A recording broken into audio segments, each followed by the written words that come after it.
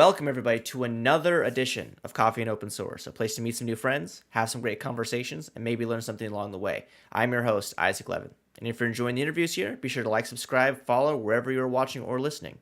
Also, if you're interested or know any folks that would be interested in coming on chatting, feel free to reach me out on Twitter. My handle there is IsaacR11, or reach out to me on Mastodon. My handle there is IsaacR11 at fossadon.org.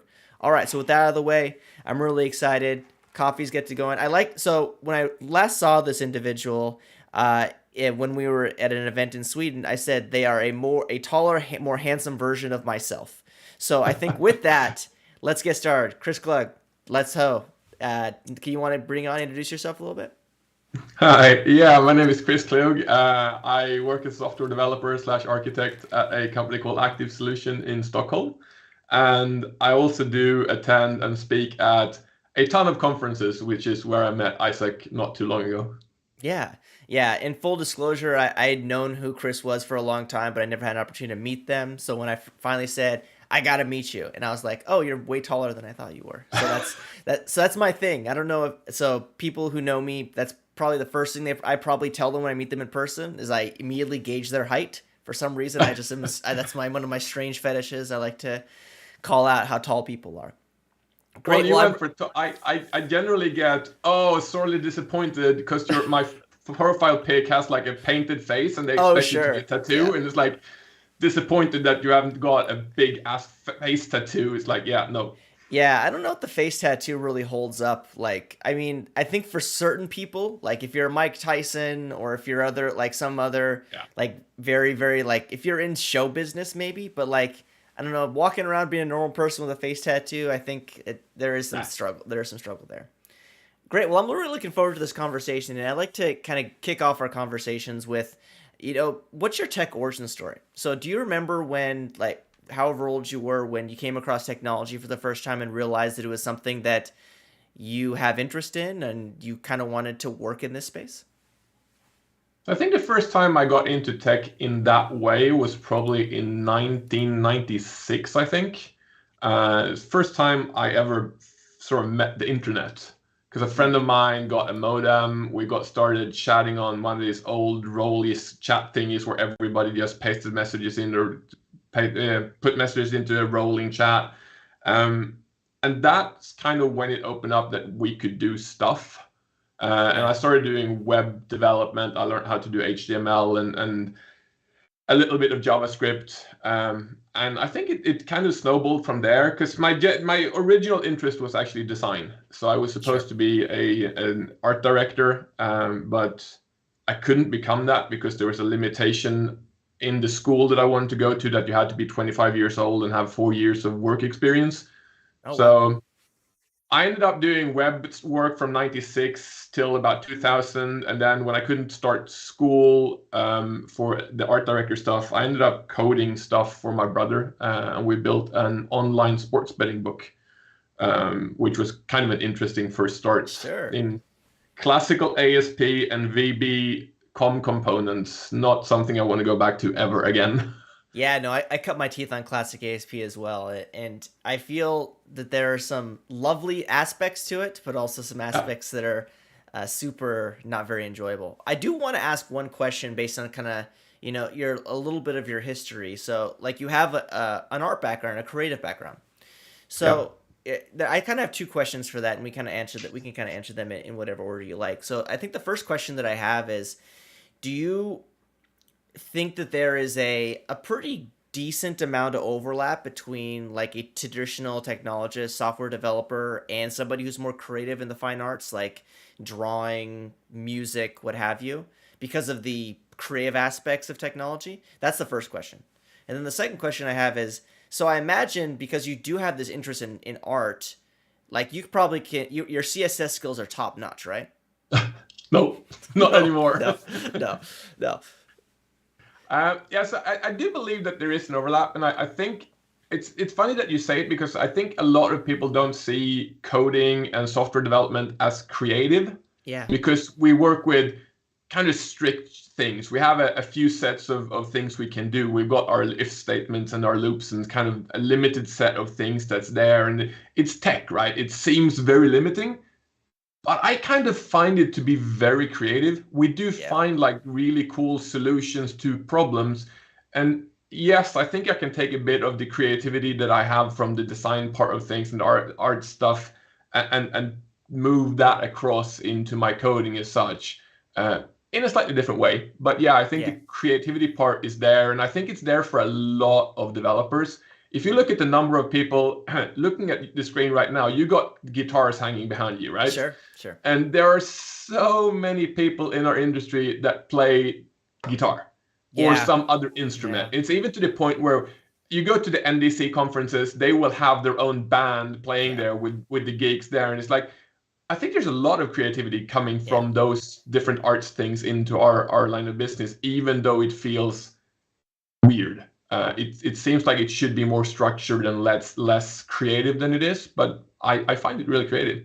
Yeah, I have a theory on that. And first, before anybody thinks that I'm a guitar player, this is very much art. Like I'm not a very good guitar player. I like to look at them. Like I'm trying to get better over the course of time. But yeah, like nobody should imagine. I'm not on the level of. We have Dylan on the show, Dylan Beatty. I'm nowhere near that level of guitar player or musician in general. Um, but I have a theory on like this overlap because it is very fascinating to me because for a long part of my life, I assumed that there, like what you're saying, there's not a lot of creativity in tech. It's very analytical. It's like if you want to like use like cliches, it's very left side of your brain versus right side of your brain, right? Yeah. But honestly, problem solving is like one of the most creative aspects that somebody can do in their life, right? If you're given a problem, if you try to systematically find a solution and you try to do it in a very analytical way, you're going to probably not be as successful if you unless you take prior experiences and you try to build something catered to that particular thing, right? Like that's why I think there's so much creativity in technology. Sure, like it is there's semantics, there's programming languages, there's technology stacks that you need to accommodate, but how many times have you in your life, Chris? Here's a good question for you. How many times have you like had to do a forms over data sort of project? Hey, we have a database, we have some data source. I want you to make a UI for it, right? That isn't that kind of 97% of all the stuff that we do? I It's I like mean, pretty much everything that we build is some form of glorified Excel spreadsheet, to be perfectly yeah, honest. exactly, right? So, and my point is with that is if we think that there's no creativity in tech, like why is there a whole career arc of just doing forms over data, Yeah. right? Like because people want different experiences, people want different problems to be solved. Like between the database and the front end, there's all of this, I guess you could say, creativity abundance, right? Your business logic, how you want to structure things, like, and if you don't have some sort of creative inkling, like you'll struggle. Yeah, no, I completely agree.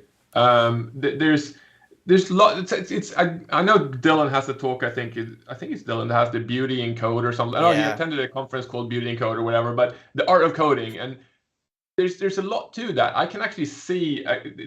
I know it sounds geeky, but I can see beauty in code as well. You can see somebody that has done something and care about the code, and that's where the creativity comes in. And it's like I often when I build stuff, I look at the way that I want my code to work. So I look at the Yeah. APIs I design based on how do I want the code that I write using this stuff to look? How readable should it be? And then how can I take that what I want to have and turn that into doing whatever I needed to do? And yeah, no, I think there's a lot of creativity. Having that said, I do believe that developers should stay far away from this actual design work and Yes. front end creativity. Yeah. Um, I did do a lot of, like you said, CSS once upon a time. I've left that completely nowadays. Um, but yeah, I think there's some parts that developers can help out with in that end as well, with Hmm. things like some form of UX part, because we've seen so many front ends, and so we know where kind of this is what people expect. But Sure. once it comes down to actual UX work and that creative process, please, for the love of everything, leave that up to somebody who knows what they're doing. Yeah, I feel, and this is why, and I'm gonna go on a mini rant about. I use like the phrase "full stack developer" always kind of like grinds me a little bit because if you're just like a front end, you could like have an entire career. Like there are folks like Wes Boss or other folks like that whose entire career is completely based on styling and CSS. Because I'll tell you this, the amount of time that I've taken to like learn a CSS framework, and then by the time that I feel like I'm comfortable in it, it's like, oh, we don't use that anymore. We use this Yeah. thing. And like, it's just rinse repeat, right? Like I remember like I figured out like how to like properly align divs the right way and all this stuff. And then by when I felt really successful, I'm like, oh, this flex grid thing shows up, and I'm like, oh, Yeah. like my life is like completely ruined. Like I'm just gonna go back to rank backend stuff. And I think that they're, and I think this is probably a trend in technology, and I don't know, I'd like to hear your thoughts too. Like we're given so many opportunities to try something and fail miserably that I think that we and sometimes we need to have like a little bit of a reckoning with the fact that like we enjoy a little bit of pain in tech. Do you feel like that's true? And my reason why asking is because like the whole idea of oh like different CSS frameworks like or different technology frameworks or choose your language or choose your whatever, right? Like what are your thoughts? Like do we like suffering a little bit in technology?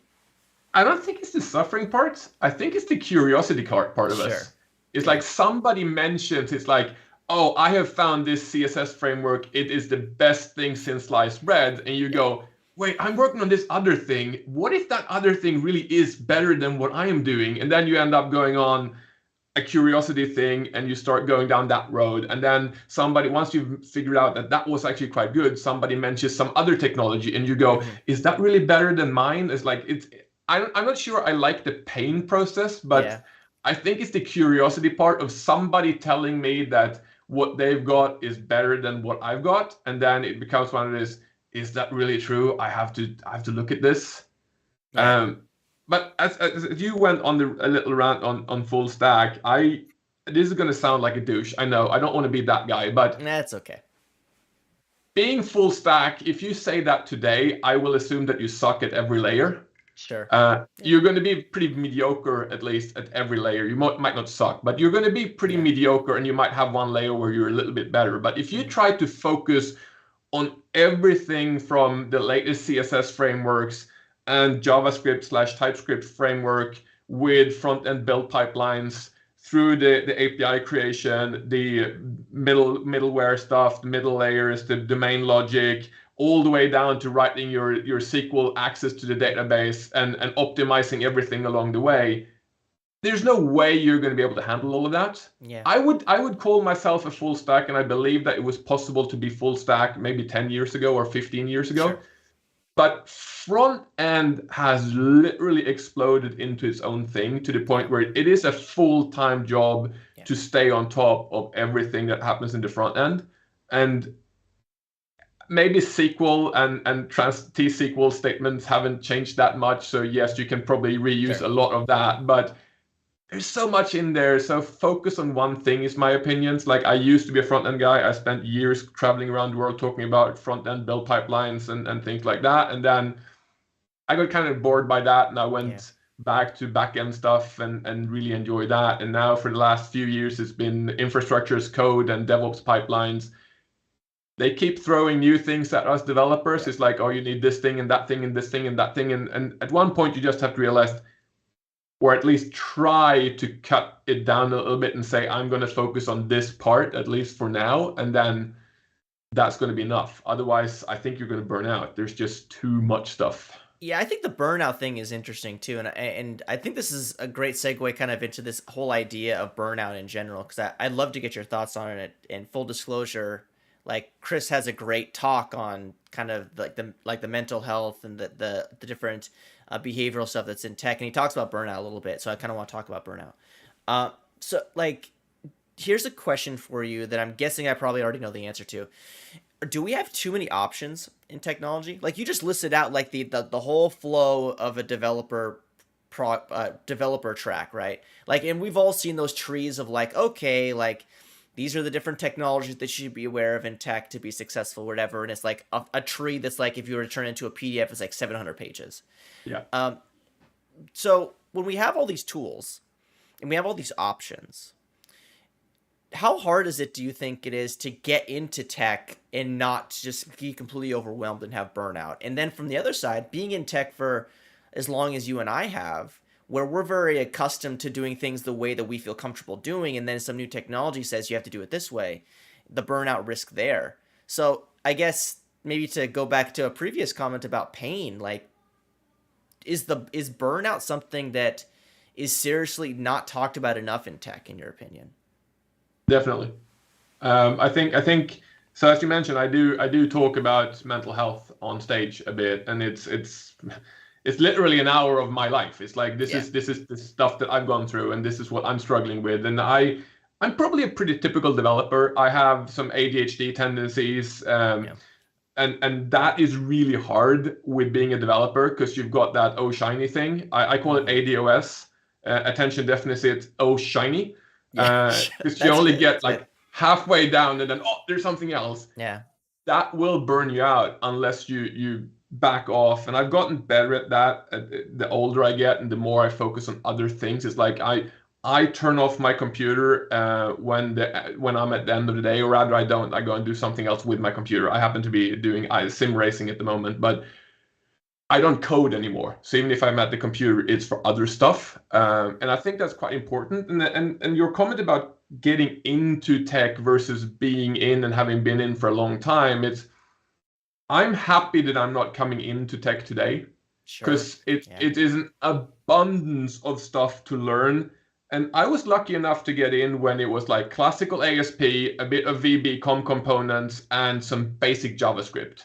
And then I had like 10 years to sort of kind of learn a bit more about JavaScript before that whole thing started Yeah. exploding around 2010. And then before that, I could focus a bit more on the backend stuff. And we Mm-hmm. have got .NET Framework, and I got to see .NET Framework from version 1, 1.1, and they're like these little increments. And I really enjoy the fact that having been in tech for over 20 years now, it is kind of a repetitive cycle. Sure. It's like you see new stuff come in and you look at it and you go, oh, because I've worked on a bunch of other things, I understand kind of how this works under the hood, which means that Yeah. I kind of know where the edges are and where I can go. But yeah, I still think old people like me, and I'm not saying old in a bad way, I'm just saying we've been around for a while. Seasoned. Experienced people, Let's I think, let's is let's the use the word seasoned. I like the word seasoned. season is good, yeah.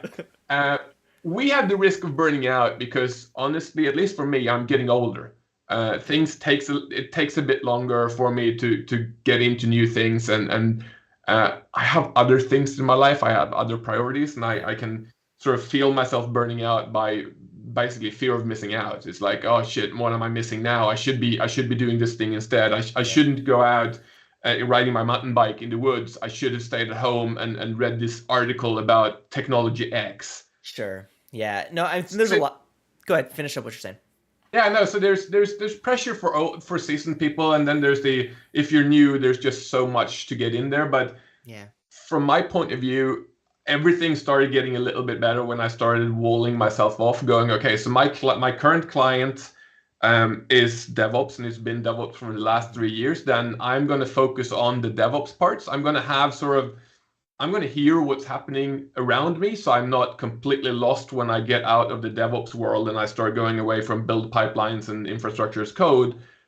But I'm going to ignore the rest of it while I work on this. And then when I get another client that comes in with something else, then I'll spend some time reading up on that, and hopefully, having done it for as long as I have, I'm okay with that. Mm-hmm. But I think it's important to kind of find your space and focus on that so that you don't burn out. Yeah, I mean, there's so many good things to kind of go areas to go in that space. The one thing that I think that you said that was very interesting is like you had this long time, I guess, between like the major pillars of technology change, right? Like you talk about .NET Framework, early 2000s, late 90s, right? And then you have like 10 years to like be comfortable and learn stuff. Like I grew up during that time too. Like 8 years of being able to use jQuery and like life was great, Yeah. right? And Yeah. then heaven forbid like something else comes out which is better than jQuery, but is it really better than jQuery? I mean, I still have this rant about jQuery is still the best way to use JavaScript, but that's a whole different question for a different day. Um, but you did say something particularly about like the ADHD thing. Like, so I have ADHD as well, but the way it manifests for me isn't the shiny thing, it's the hyper focusing thing. So I'll Yep. be working on stuff and then I'll look at the clock and it's like 4:30. And I'm like, what have I done for 6 hours? Like, and I can look and figure out that I've done stuff, but I lose all track of time. Like, I won't eat. My wife's like, have you gone to the bathroom today? I'm like, no. Like, I don't remember going to the bathroom. So, like, it's one of those Yeah. things where, like, it is interesting, like, especially in tech. And I think a lot of us in tech do have some semblance of ADHD, whether it be the hyperfixation or the hyperfocus. Um, how, but a lot of us aren't diagnosed because I think that it's not whatever. Like, from your perspective, as somebody who has gone through that process, what did you learn about, like, not to use the cliche term superpowers, but like, what are some of the things that you like? What does Chris do very well or do exceptionally well because of this? I don't want to say abnormality, but about this different difference in their chemistry, right? Yeah, so I haven't actually gone through an ADHD diagnosis, and I Mm, wouldn't get a diagnosis either, because I think I read a book that said that to be able to get an ADHD diagnosis, it should interfere with your social life. yeah, And it's not at that point for me. I sure. just know that I have certain things. Like I've got the oh shiny thing, Yeah, but then weirdly enough, I also have that hyper focus thing. It's really yeah, hard to explain to someone like, oh, I have this hyper focus thing where days just disappear. But yeah, you just told me that you run for the next shiny thing. It's like, yeah, yeah, I will be hyper focused for a couple of days or a week or 2 weeks or whatever on something, and then that's not interesting. Next new shiny thing, and then I hope hyper focus on that. What I've tried to sort of look at myself based on that and sort of kind of see how can I utilize that. And the important thing for me is that I personally need to get off the bandwagon when I start obsessing over something. Like the yeah, hyper focus on a daily basis where like you said, I end up sitting down in the morning and then at 4 o'clock in the afternoon, I go, oh, I haven't had lunch. Maybe I yeah, should go and have something to eat or whatever, and things like I just have to accept that. There's nothing I can do about that. There's well, I yeah, could set like I could set an alarm, but it's going to stop my flow and it's going to make me less productive and it's going to annoy me. And even if I set an alarm, I know what I'm going to do. I'm just going to push snooze, and then I'm going to get annoyed by the phone after a while, and I start yelling at the phone and I start throwing it and things like that. So I just accept that and go. It makes me good at my job. That's yeah, honestly that hyper focus thing. However bad it is for my mental state, and however bad it screws up my relationship with my wife sometimes, mm, um, it makes me good at my job. yeah, I can focus on things in a different way. So that I'm okay with, but the oh shiny thing is something that I kind of realized that that's not optimal for my work. It's not optimal for me. I need to find ways to stay away from that. Um, but I think there are benefits of everything. It's like yeah, there are ups and downs. Like the hyper focus thing is really good from a work perspective, really bad from a relationships perspective. yeah, The oh shiny thing means that I have tried a gazillion different things, which then means yeah. that whenever I get thrown into something, I can go, oh wait, that's really similar to this other thing I tried the other day or I tried a year ago, and it gives me this really broad kind of knowledge about a lot of different things. Yeah. The oh shiny thing is interesting to me too, specifically as somebody who gets bored really quickly. Like if I'm working on a project and I'm like 6 months into it, I immediately am like, "Ah, I gotta do something else." Like Yeah. I'm very guilty of like being 6 months or 9 months into a job, and my wife and I will have a chat. And she's like, "How's it going?" I'm like, "I gotta find a new job. I'm so bored. I can't handle this." And like it is interesting when I first started in tech and I was working at an insurance company in the US, and traditionally insurance companies in the US, the technology are very outdated. So there's a lot of people working in mainframes still and all that sort of stuff. And I would have conversations with these people who've been like doing the same thing, like building like mainframe screens for like 30, 35 years. And I would just kind of like sit at my desk and be like, how do these people do this? How do these people do this? And it's funny that you talked about like it almost seems like that curiosity thing is tied to the oh shiny thing.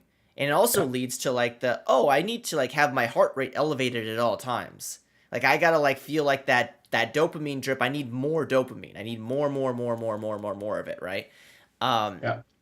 and that manifests in different ways. Like I know for instance, you like to take risks. Yeah. Outside of the office, you like to take some risks. I like to keep my I need to work out every day, or I'm in a shit mood. Like for weeks if I don't work out one day. So I'm the same. I need to be at yeah, the gym 4 to 6 times a week, otherwise my yeah, life doesn't work. yeah. It's fascinating. Yet the thing that you said a bit earlier is very interesting too. It's like you're not interested in getting a diagnosis because it hasn't directly affected your social life. And I don't know if it's because of the just happenstance that we're in the same industry and we have the same kind of interest as it pertains to community and public speaking and all these things. And I'm guessing to an extent you're a little not fully extroverted, but you have some extroverted tendencies. Is it just because are all these things tied together? Like the oh shiny thing, the needing the heart rate to be up, the needing to be active in the community and engage with people, and then presenting at conferences. Is there a direct correlation between all those things? I think there is. I Yeah. really do. I think there's like you said. I do extreme sports sometimes, and I like adrenaline filled things. And Yeah. honestly speaking, on stage ties quite well into that. Yeah. Uh, I get to play around with new things because honestly, as a speaker, we do send in abstracts for talks for technologies we've never seen, and then we do like I'm going to do an intro to X, and then Yeah. you Yeah. get the talk. It's like, oh, I probably need to learn the thing Yeah. well enough to do an Oh intro yeah. to X. Yeah. Uh, and yes, I think there is a connection between them. I'm 100% sure there is. Yeah, I realized with the public speaking thing specifically, and this is not to sound egotistical or full of myself in any way. I realized that it was something I was interested in very easily because I did not get nervous at all on stage. Like I was not nervous before. I was not nervous when I got on stage. I enjoyed all of it. And then afterwards, like I kind of had like that. I don't know if this is the best place to say this, but like kind of like when you come down from something, like you kind of come down from like that little adrenaline kick, and you're like, like I had that, and then I had colleagues who are very well, like far more well known than me, like far more internet famous, technology famous, hyperventilating, pacing, Yeah. having a really hard time before they get on stage, and I asked them, I was like, what's the matter? You've been on stage hundreds and thousands of times. This is how I am before every time I need to talk in front of people. And I'm just like, oh, well, I guess I'm just built different. And I don't know if that's a good thing or a bad thing. I think I have the same thing. Well, No, honestly, when I started I've speaking, I seen you was pace. You do a little bit of pacing and stuff too. I do. So It's like so I when I started speaking, I got nervous, especially if it was something big, yeah, and then that kind of over time disappeared sure. to the point where yes, I'm focused before my talk, but I'm not nervous at that point anymore. But then COVID came, and then I didn't do public speaking for two Yeah, years, and yeah, now yeah. I'm back to pacing. And honestly, I think you saw me at my worst at DevSum because I was doing my mental health talk for the second time ever. Yeah. That's a mentally struggling, hard talk to do, and I struggled with that a lot. So it is a terrifying talk to do. But yeah, no, depending on the talk, I can be really calm or not. But yeah, I Yeah. think some people are and some people aren't made to be on stage. Some people find it too terrifying or don't enjoy it. Um, I enjoy it. I'm not a very extrovert person as such. I'm actually quite introvert, and I like hanging out with like my close friends and Sure. things. But I don't know. The public speaking gives me sort of an outlet for the extrovert part that I have. Yeah. I don't know. I've also always sort of been passionate about teaching. Yeah. I spent 2 full years as the technical trainer, and I just realized that I enjoy seeing like the little light bulb turn on when somebody understands something that I explain. So that there's a big part of my presentation is that part Yeah. as well. I just enjoy giving away stuff that I've spent time figuring out and sort of go saving people from having to do the same mistakes as me. So it's a combination of a lot of things. So here's a question for you, and I want you to answer honestly. Is there nothing better than like you're talking and you see like people, like you're making eye contact with individuals and they're nodding their head? Is there no better Yeah. feeling than that? There's no better feeling, I, right? Like, no, and my wife's in the other room. She's probably like, I mean, there's gotta be better feelings, right? Like maybe getting married, having kids, that, going on dates. Like there's no better feeling than that. Than like that immediately like connection with somebody where they get it, and they yeah. understand that you understand that they're here for the right reason. Well, I do. If you had asked me a year ago, I would have said yes. There's no better feeling. Sure. But then I started doing the mental health talk, Mm. and that is talking about mental health is such a personal thing to me. And having somebody come up afterwards and say that that talk meant a lot for them actually takes it a little bit further for me, Sure. because it's like Yeah. it's scary to go and be open about me and my struggles, and then getting somebody's. It's a great feeling to know that you see somebody connect. It clicks for them, Yeah. where you hear somebody come up and say, "Oh, that was an awesome talk. What a fantastic presentation. Really cool demo." But when somebody comes up and says, "The story about your life made a difference to me," Yeah. yeah, that. But I get what you're saying. Yeah. No. The Yeah. clicking thing of seeing somebody going, "Oh yeah, Yeah. that Yeah. is worth a lot." I think I told you this when I met you a few months back, but like I texted my wife like during your talk, and I was like, I think I found like my soulmate. I think I found somebody like the exact like I don't know if you've had this feeling before where you feel like somebody is talking about you that doesn't really Yeah. know you, like, and that's what was really, and that I came up and I said this exact thing to you. I was very much like, I did not, like, because I think we both probably struggle from the fact where it's like, are we weird? Like, is Yeah. there something wrong with us? Like, we can't be the way we are. And when somebody else that is in a very, very close community, like the tech community isn't very big, especially the traveling .NET developer conference No. speakers, right? To like have somebody that basically is kind of defining all of your struggles, your key personality traits, your journey is very, very odd. Yeah. It is weird, and I've Yeah. heard that from a lot of people. For me, it was a book I read, where it's like I Yeah. started reading a book about living with ADHD, and I was like, "Shit, you're telling me that all these things are not the norm?" Yeah. Oh, that Yeah. explains so much to me. It was like all of a sudden I'm sitting there with a manual to being me in my hands, and I go, "Oh, that explains so Yeah. much." And I think because I've heard exactly these things that you're saying from a few other people when I've done the talk as well. I think, yeah, having somebody sort of put down in words your feeling is a Yeah. really weird feeling, but also very liberating when you start Yeah. realizing that, yeah, I might be weird, and I have all these things that other people find weird, but apparently I'm not alone. There's someone else out there that has kind of the same quirks as me, that has these weird things that I also have, and that feels pretty good. Yeah, I remember vividly I was having a conversation with a friend of mine who's in tech, and I was kind of defining because I really hyperfixate on trying to impress people. Like that's one of my really poor personality traits is like I want everybody to love me, which is a problem in and of itself. And I was talking about how like I was very upset at this person for over a year because they didn't follow me on Twitter. And like it's like, oh, we talk every day, we're working together on all these things, and you don't follow me on Twitter. And he's like, why does that matter?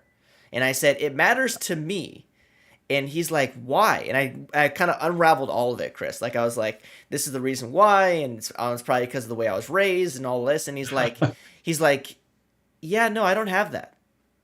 And this is somebody that has like hundreds of thousands of Twitter followers, right? Yeah. And I'm like, you don't have that. Like you don't have like this deep rooted feeling of like needing attention and needing people's like positivity. And he's like, no, I just live my life and I try to like make other people's lives better. And I was like, shit, I must be exhausting to people. That's what I just assumed, right? Like, do you feel like that at times where you feel like you're talking to somebody who is, I guess, more atypical than us, and like, oh, that must be a really hard chat. Yeah, no, I don't know. I've never really looked at it like that. It's like Yeah. it kind of depends on your background, I think. I don't Yeah. have that need to make people happy or impressed or anything like that. It's just I'm I'm kind of the other way around, to be perfectly honest. I'm very much into, if I like a person, I'm gonna hang out with that person, and if that person likes me and wants to hang out with me, that's really awesome. But that's the important thing. Yeah. The whole impressing somebody, yes, it's really cool when somebody with a big name mentions you or goes Yeah. like, oh yeah, Chris, or and I go, oh shit, that person knows me. That Yeah. is really Yeah. really Yeah. that's cool. But I don't know. I'm more of a, I want to hang out with the people I enjoy hanging out with, Yeah. and they enjoy hanging out with me. And that means that I hang out where I meet a lot of really cool people in the speaking industry. It's like as you know, you meet a lot of really big names in the Yeah. community. I really don't care that much. I care about the people that I meet that I enjoy hanging out with, and that's the important part for me. And it's funny how some people I have no interest in hanging out with at all, even though they're really big names. And then some people it's like, that's a really cool person. I'll start hanging out with that person. That's the Yeah. most important part for me. That sounds very, oh, Chris is such a, no. It No, just no. happens to be like, I'm kind of introvert. And it's like, to me, it's important that I connect with the person Yeah. I'm talking to. And that it's turned kind of the community into, or the speaker community into my, I call it my speaker family. Yeah. Uh, It's very interesting too, and I don't know if you've had conversations with your spouse about this, but like I talk to my wife all the time about like how I have like speaker friends or like Twitter friends, right? yeah, Like I'll see this person maybe once a year, and like when we see each other, it's a great hang and it's awesome. We'll have some beers or whatever, and then we just talk on Twitter. And my wife is like, "How do you have like you? These people are not people you have relationships with." I'm like, very much so. Like I talk to these yeah. people more than I talk to my family. Like it's quite interesting like how, good, bad, or indifferent, social media has like connects us. And then when we have an opportunity to meet in person, it's like, oh, I've never actually seen your face like in Yeah. person. But like we've like like for instance our friend Matthias, right? Like Yeah. like never met him, talked to him millions of times online and on Zoom calls or Teams calls. And then when I met him in person, I was like, oh, it's like it's like I've known you for like 5 years. Very strange. It's very, very strange. It is very, very strange. And it's like I have a conversation about that with my wife as well, because I honestly have very few people I hang out with in Sweden or in Stockholm in general. So Sure. it's like I don't have a group of friends, because I moved when I was 20. I ended up working with people that were much older than me for a very Mm, long time. So I was never like interested. They were never interested in hanging out with me. And then I've done worked in weird things along the way and things like that. So I didn't study. So generally, it seems like in Sweden, when you get older, your friends are the people that you did military service with or you went to school with. And it's like I haven't done any of those, so I don't sure. have that group of people. But the speakers have become that group of friends. Like I have people that, like you say, I don't meet them very often, but when I do, it's like I met them yesterday. We hang out, Yeah. we have a cool thing, and we do cool stuff. And then if I know that if I ever need help with anything, I can just reach out. They're always there on, like you say, on social media. I have a few people. I have my brother from another mother, Niall Merrigan, who lives in Norway. I don't meet him very often, but I know that he's always there for me if I need him, and I will reach out if I ever need him for anything, and he'll be there for me. So I have a closer connection to my speaker friends and some of my like online people that I meet at conferences than I do with most people in Sweden, to be perfectly honest. Which is Yeah. kind of sad, I know, but Yeah. it's No, I think well, and this is how I equate it, right? Like I don't have a ton of friends either. Like I have people that I've known for a while and like we'll go and grab a drink or we'll go and do whatever, right? But and I think this is the reason this is how I rationalize with myself. I don't have like a lot of shared interests as much as these other folks, right? In if I'm on tech Twitter, people that are speaking about .NET at conferences, like those are quote unquote my people, yeah, right? Like we can shoot the shit about literally anything. We can talk about tech. We can talk about speaking. We can talk about travel. We can talk about annoying things that are in technology that most people that aren't in technology could care less about, right? Yeah. So it just so happens that we're distributed, right? Yeah. And I mean, and I live in an area where there's a ton of tech, but what I've realized over the 10 plus years that I've been working like officially in tech, most people in tech like don't breathe tech, and I Yeah. breathe tech. So it's very it's hard to find people like that in your day-to-day life, because most people, they do probably the, I guess, the more healthy thing. They come in at 9, they leave at 5, and then they don't go on a computer the rest of the day. Yeah. um here's a question for you. Like, when did you realize, like, outside of technology, like, when did you realize that the community aspect of technology was something that you really were interested in? Especially because you mentioned that you're an introvert. Like, I'd imagine the idea of like, oh, I gotta go meet new people and go and like burn energy, that sounds not interesting at all. So like, when did you realize that community was something that was interesting to you? So it was actually very much one point. So I had my own company for a few years, Mm-hmm. and like we talked, we you mentioned before we started the streaming thing. You said we talked a little bit about Microsoft certifications. So Yep. I'm self-taught. I don't have a computer science degree or anything like that, and I run my own company. And I realized that if I want to get hired, I need to have a way to prove that I I know some stuff. So I Yep. decided to get certified for Microsoft, get the Microsoft certifications. So I started going to a Microsoft Learning partner here in Stockholm, and they had this. They don't have it anymore because of me, but they used to have, like, you pay a fixed fee and you were allowed to take as many courses as you wanted Oh for a year. God. And I assumed that was meant for like large companies where their Yeah. employees weren't able to attend those courses, not Mm. for the one man company who had all the time in his life Yeah. to go.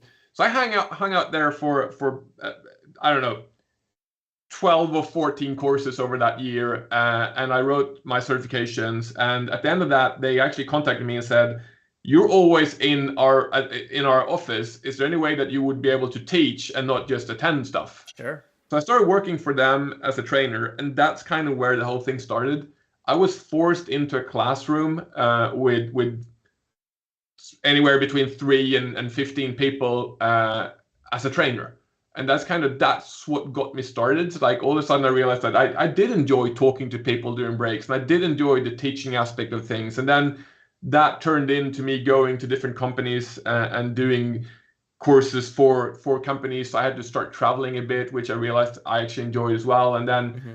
as a trainer, I ended up doing some Microsoft road shows, and I realized that that was fun as well. And I know, slowly but surely, the whole thing of presenting and talking to people and sharing knowledge kind of grew on me.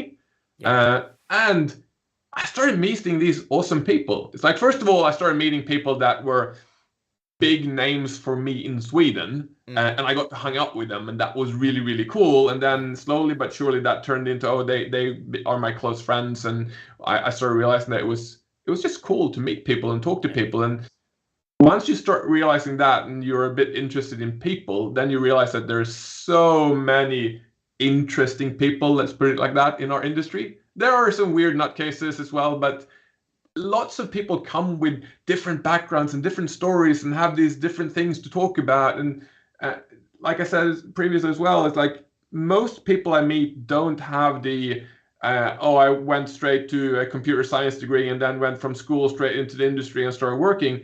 Most of the people I hang out with in the industry have a different background. It's like, Sure. oh, I spent a few years doing X or Y, or I did this thing before I started, and I have these different passions outside of coding as well. Yeah. It's like, I don't know, I've learned so much from other people. Like, I spent 7 months as a sailmaker apprentice because I sail raced a lot when I was a kid. So that's my background. And then I worked in professional sail racing and the tech within professional sail racing and things like that. And it gives us all these different experiences and views and stories to tell. And once you start listening and start talking to people, there's just so much fun stuff to hear and learn about. Yeah, I mean, we could go off on this the sail racing thing. Like, I don't race, but my wife's grandfather like runs a multi-hull like challenge in the Caribbean. Like Ah, so sweet. yeah, so I mean, yeah, so I totally relate. I totally connect to like the the interests that are, I guess you could say, completely outlandish. Like you meet people in technology and they all have like bizarre hobbies, Yeah. right? Like sure there are some folks that I guess have a bit more typical hobbies, like they like to play video games or they like to collect comic books or like things that are kind of in geek culture. But then there's some people that are like, oh, I like to jump out of airplanes, or I like to fly airplanes, or I like to race ships, or I like to do all these things that are a bit on the edge of, I guess, quote unquote, normal things that people would have as hobbies. And I think that's what's fascinating about technology is that even though we're a very tight knit community, like our backgrounds, like to what you're saying, are so different, and we all have different interests because we're all different human beings, that you get all of us into a room or a bar or whatever, and like the conversations that strum up are just completely ridiculous. Like the amount of like weird conversations I have with just other people in tech because we're all interested in similar things, but from different angles, right? Yeah. It And is quite, we also geek out harder than other people, I think. yeah, I know that yeah, people geek out in other areas as well, but you know that when a developer has found an interest, he is going to geek out on that thing to a level that is yeah, ridiculous, which I yeah. really love because you get all of these weird knowledge pieces from different things you've never heard of before, and they will know everything about it. Yeah, this goes back to my comment about everybody in tech has some semblance of ADHD. Yeah. Or maybe they're on the autism spectrum, but like the hyperfixation thing, right? Like I saw this meme on TikTok a few weeks ago where it's like, what do I do now that my hyperfixation phase of this hobby has left, and I have thousands of dollars of equipment for a hobby I'm not really interested in anymore, right? And I was like, Yep. that is exactly my thing. Like I Yep. actually have to like my wife and I have a rule where if I want to pick up a new hobby, I have to completely describe why I want to do this hobby and why I want to do this thing. She doesn't mind me spending the money, but she knows that in like 2 weeks I'm gonna be like over it, and then I'm gonna have all Yep. this junk. So, And do you I'm have? I'm Yeah, I'm kind of the same. I try really hard to stick to some things because I yeah, know the amount of money I tend to pour into things when I get started. So like right behind me, there's a turquoise bike standing there. yeah. I got into mountain biking, so obviously I have a carbon fibers full suspension bike. Bikes are not You can't cheap. see it, but over my right hand shoulder there are radio controlled helicopters that went in quite a bit of money into. I have a drone in my closet. I just started sim racing, so I just had to buy a new graphics card and get my Oculus set headset and my wheel and my pedals set up and everything so I could. Yeah, So yeah, everything you go into becomes this expensive thing, and I think that's kind of the funny part as well. It's like our industry is full of geeks that have way too much money and yeah, way too much focus on one thing, and they buy all these outlandish things, and that's what I love. It's like yeah. people go full on. There's so much passion in there. And yeah, that's another one. Most people probably wouldn't say that developers are a passionate people because we're Sure. not the classical romantic passionate Yeah. lover kind of thing, but we are freaking passionate about things we care about. It's like it becomes this really impressive thing when you see somebody in tech getting into something new. Yeah, it's absolutely funny to me, like the whole idea. You made a comment about money too, right? Like heaven forbid we like start out like at the starter level of a hobby. We have to like, okay, so like what is like the like I use the like I was talking to somebody like a year ago or 2 years ago about like the whole like live streaming video setup thing, right? Like everybody Yeah. went down this path, and she's like every like dad in tech decided to like turn into like a video producer overnight because of the pandemic, right? And it's like, okay, Yeah. I need like a basic setup. Like, what can I spend? What's the minimum amount I can spend for a basic setup? No, no, no. I have to get a mixer and a couple $100 microphone and a webcam or an SLR kit. I need to buy all these things without knowing how Yeah. to use any of them, right? Yep. And And then we spend way too much time figuring out how it yeah, works. yeah, Yep. yeah. And I've then been there. It's like yeah, now that you're saying it, my webcam is still crap, and every time I turn it on for a video conference, it's like, oh, I need to buy a new webcam. But yeah, I've got the Elgato key light, air light. I've got the Rode microphone. I've got the microphone. It's like, yeah, once the pandemic hit, I went on a shopping spree for the online stuff because all of a sudden, oh, my conferences are going to be online. And yeah, I started buying a bunch of things that honestly, I could probably have gotten away with something way simpler. Yeah. Yeah. I mean, again, I think in technology, I think we tend to, one, I think it's the hyperfixation thing. Two, it's like, oh, like we're in tech, like we don't need like the starter package. We need like the Yeah. more advanced package because we're in tech. Um, it's very funny to me. I want to It's kind of also, wrap. honestly, Okay. there is a little part of we make quite a decent wage in Yeah, tech as well. the money thing doesn't hurt. Like, and I don't know No. about your background, but I grew up with not a lot of money, so that means I have like I don't handle money very well. Like, I joke that if I have like cash in my wallet, it's gone immediately. I'll spend it on something because, and the credit card is even worse because everything is just a swipe, and I just pay the bill Yeah. later. Um, so my wife is always like, "You have just a terrible like relationship with money." I'm like, yeah, but I mean, I work in tech, so it's okay. If I worked in some other industry, it might not be very good. Well, Um, that's the thing is, yes, it might not be great, but as long as you can still pay your yes, bills when they come in, it's like, yeah, yeah, might not be the best trade, but hey, I'm having fun along the way. That's this that's is the way true. it works. This is true. I kind of want to transition and kind of end our conversation because we're almost close to the end. About one thing that I think you and I both have a ton of interest in, and I think it's part of the reason why we're both speakers, is like the idea of storytelling, right? Yeah. And one of the things that I really appreciate about I've seen a probably way too many of your talks to openly say to you, but one of the things that I really appreciate is that no matter like the level of technical acumen needed for your talk or even with your soft skills talk, like there's always this feeling of you're trying to weave in this story that gets, you know, hits all of the particular key points of storytelling to be successful, right? When did you realize that storytelling was something that you were really interested in doing? Uh, uh, so to be perfectly honest, I haven't understood that. I Yeah. kind of, so I've done quite a bit of speaker training, and I've been fortunate enough. We have a speaker trainer in Sweden called David Phillips, who's is one of the better ones in the world, and I've had the opportunity to train with him a couple of times. But I've always felt like this angle is like, oh, I'm going to have some storytelling in here. I think that sometimes goes overboard, and people try to make it into a story when it's not really.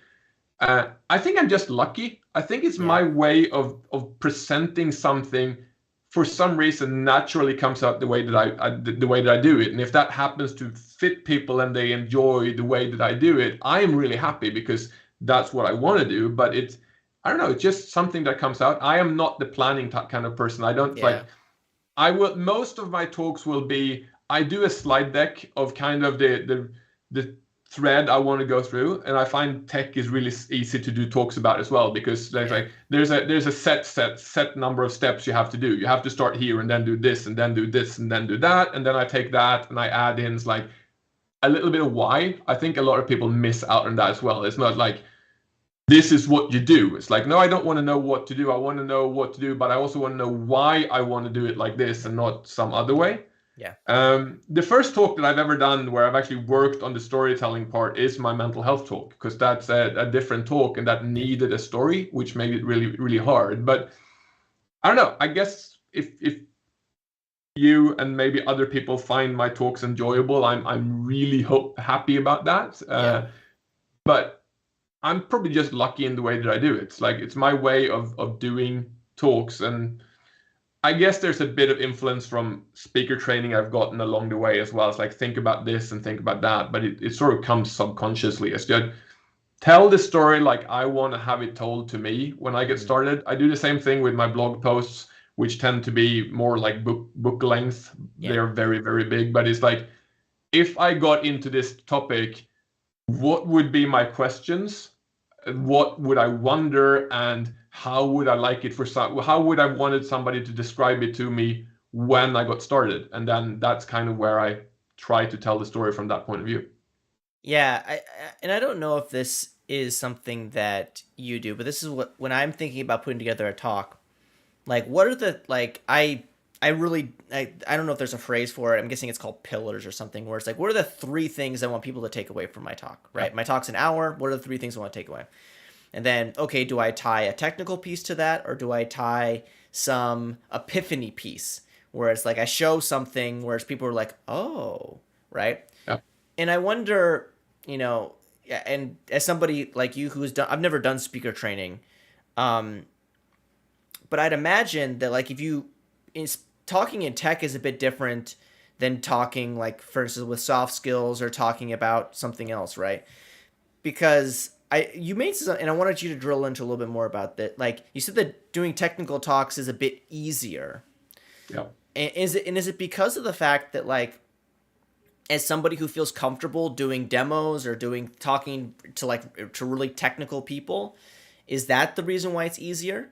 Or is it because you're not as exposed? Because with at least with me, when I do like a mental health talk or like a soft skills talk, like it's me talking for 45 to an hour straight, right? I can't like, you know, oh, let me spin up Visual Studio. Oh, Visual Yeah. Studio is taking forever. Like I can't do like that song and dance.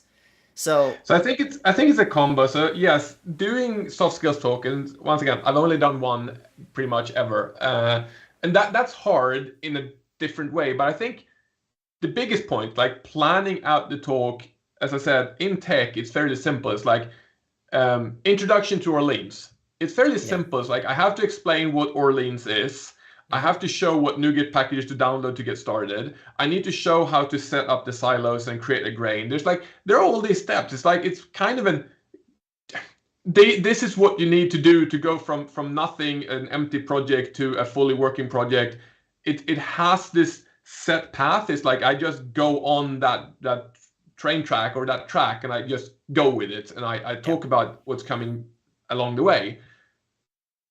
Mental or the soft skill stuff is harder because you have to weave that story yourself, Yeah. because you have to kind of come up with, what do I want to say, how do I want to say it, how do I connect the pieces in here, do I do it in a chronological order where I basically tell my story or the story based on the steps that came along the way, or sometimes it might be smarter to do it out of order because the topics are more connected together. I found that much harder. As I said, with the tech talks, yes, you can also hide behind the cool demos. Like, oh, Yeah. I do a little bit of demos. People don't look at me. I show some code. We're good to go. That Mm-hmm. simplifies it. But to me, it's mostly that when I look at doing like a talk, an intro to something, for example, which I do a lot of, it kind of writes itself, in my opinion, because Yeah. it's like these are the things that I have to show. Because if you're going to get started with test tech, you need this, and to get to that, we have these hoops we have to jump through, and that's kind of it. But there is some, but like I think what you describe, you're kind of not, and I don't want this to sound any way other than it is. Like you're not being a true like, because there's an additional step that you need to do, right? So like what you kind of defined is like talking to docs, which I think a lot of people in tech that are speakers sometimes are guilty of, where it's Yep. like, oh, like in your example, like the Orleans 101 talk, like there's a doc for that and it shows you a screenshots, all the things you need to do to set that up. That's not what you do, right? Well, I, So, I, I kind of do, honestly. I switch out the scenario to something that I feel comfortable with that mm, scenario, and then I will go through it. But yeah, coming back to the, how would I want the intro doc to look like? Or what do I want it to look like? ah, What would I interesting. wish somebody to show me in the intro docs that speaks to me? Because for Yeah. some reason, I think my way of understanding tech apparently is very similar to a lot of other techs. Mm-hmm. So, for example, I've written like the world's longest intro to Kubernetes. There are Yeah. 9 million introductions to Kubernetes. There are the Yes. official docs and everything, but the difference between those docs and my docs is that my doc or my intro is based on what would I like to tell somebody, or rather, what would I have liked somebody to tell me, and how would I have liked them to tell me about it when I got started. So yes, it is kind of doing the docs, Yeah. but it's with the twist of how would I have liked them to be presented. I've actually Yeah. several times wondered if I should work for a docs department, because I really Yeah. enjoy documenting things, because I find that docs, they're generally written in a way that's kind of maybe not so intuitive. They're very technical, whereas I think the docs could be written in more sort of a natural language, and that's kind Yeah. of what I'm trying to convey. So I'm happy that you're saying that I'm not doing the demo the intro docs, Yeah. but I kind of am, but in my own version. Yeah, so that's I think that's where the difference is, right? Like, and I mean why is so you do the intro the way you would expect that your brain would like the docs to be, Yeah. right? Which is, and I think you make a really interesting point, and I apologize that we're gonna kind of go over, but like the idea that docs in general typically aren't like they're very stale. Not stale's not the right word. They're very like they're uninteresting, right? They're dry. Like if you they're dry. You read Kubernetes docs, you read .NET docs, you read Angular docs, whatever, right? Like they all seem like they're written by the same person, Yeah. right? And it's I think it is intentional as somebody who's worked with a lot of doc writers in my career. Like it is very intentional to have like a very um particular tone to docs because they're official documentation, right? They're not blog posts, they're not whatever, right? They can have a bit more voice in them. But you saying like something very interesting, like the idea that docs should feel more like a conversation or like natural language instead Yeah. of systematic. These are the things, right? So I think we yeah, need both of them, right? We sure. need the actual system spec docs, the really boring method names with parameters and all of that. But I think a lot of concepts can be introduced in a more conversational tone Yeah, than a technical tone. yeah. I totally agree. I think that, and I think that's where a lot of blogs come in. Like you'll see a lot of people Yeah. that will take like a doc and then they'll kind of like just reword the doc in a way that makes sense to them, and that's a blog post, which I think is cool. Yeah. Um, awesome. Well, we're past time, and I want to Yeah. thank you, Chris, for coming on and chatting with me. This has been a great conversation. I really appreciated it. I had one last question for you, if you don't mind. At the end, when I like to ask my guests if they can think of, if they thought of technology, the community around it, and kind of that feeling that you have, but you only had one word to describe that feeling or that thought that came into your head. What would that word be for you? Ooh, um, creative Creative. Right would to go probably be back the word. Yeah. to the beginning of the conversation. I love it. Yeah. Awesome. So that's our show. Before we sign off, Chris, did you have anything that you wanted to add before we go ahead and wrap it No, up? I just want to thank you for having me. It was great to have a chat with you, and hopefully Yeah. I get to hang out with you in future conferences. Yeah, I'm looking forward to it. So, and for anybody that's tuning in, either right now or in the future, thanks for listening. I'm Isaac Levin. This is my friend Chris Klug, and this is Coffee and Open Source. Enjoy the rest of your day. Take care.